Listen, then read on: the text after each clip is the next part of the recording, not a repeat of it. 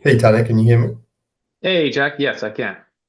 Good stuff. I was just going to ask a quick question. Why is it the case, probably a better question for Jamie, that most attacks come through on cloud as opposed to anywhere else?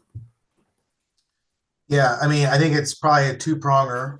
One, I think there's been just a giant shift in workload from people's data centers to people's on-premise to the cloud environments. It was all the rage for the last, call it 8, 9, 10 years. And so most of that workload is sitting up there. People are using Office 365 more. People are using, like, say, CAD hosted solutions to try to avoid the CapEx. That's one aspect of it. And then I think there is a false sense of security. People move their workloads up to these cloud-based solutions and think, job done, right? I moved it up there. I'm now secure. So they don't understand that there's still yet work to be done, still protections that need to be put in place. I think it's probably worse with software as a service and platform as a service offerings where it's a piece of software that you're using and it feels like it's pretty finished. And those consumers of those services don't understand all the risks that those services bring.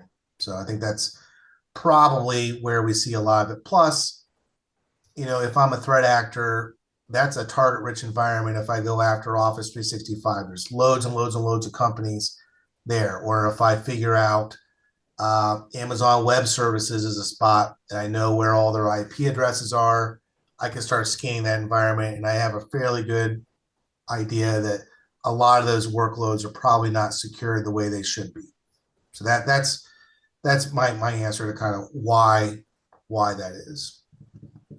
Yeah, I mean, the cloud is becoming more ubiquitous in all sectors and including engineering and CAD. So there's more applications hosted on the cloud, there's more SaaS applications, and that provides vulnerability and access points.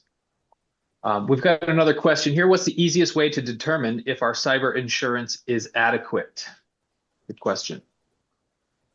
Yeah, so uh, it depends, which is an awful answer, but it depends on how, if we were looking at that with a customer, we would be looking at what's the size of the revenues, what's the legal impact if you have data loss, like who's going to, have issues, what are your contractual obligations, what amount of the risk can you retain, right? So that's a major factor in the cost of insurance is how much are you willing as an organization to retain? The first $20,000 can be on the company, and the rest of it goes to the insurance.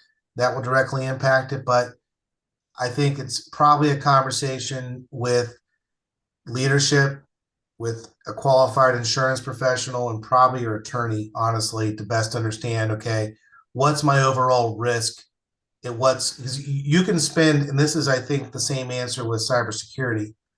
You can spend all your money on cybersecurity tools. You can spend all your money on insurance. Then you'll have no money.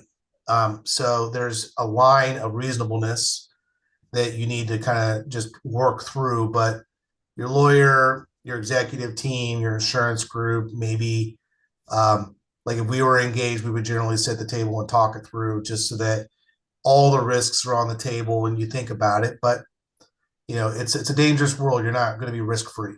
So